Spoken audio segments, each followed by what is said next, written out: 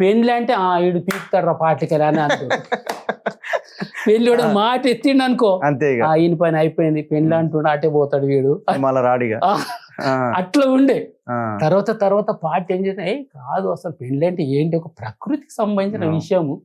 అట్లా మనము పెళ్లి చేసుకుంటే వాళ్ళని వ్యతిరేకియొద్దు, చెయ్యాలి, పెళ్లి కూడా చెయ్యాలి.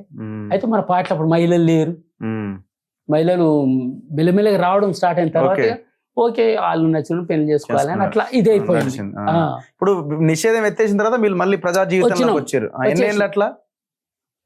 90లో వచ్చినాము. 90లో మార్చ్ నెలలో వచ్చినాము. మార్చ్ నెలలో వచ్చి 91, 92 నేను పోయినా కదా ట్రైనింగ్ ఆయనకి.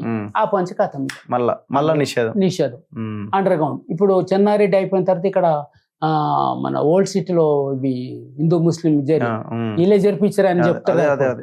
జరిపించేసి ఈయన తీసేసి జనార్దన్ లో వచ్చింది. అప్పుడు ఆయన మళ్ళా దాడి స్టార్ట్ అయింది. మళ్ళీ వెళ్ళిపోయారా?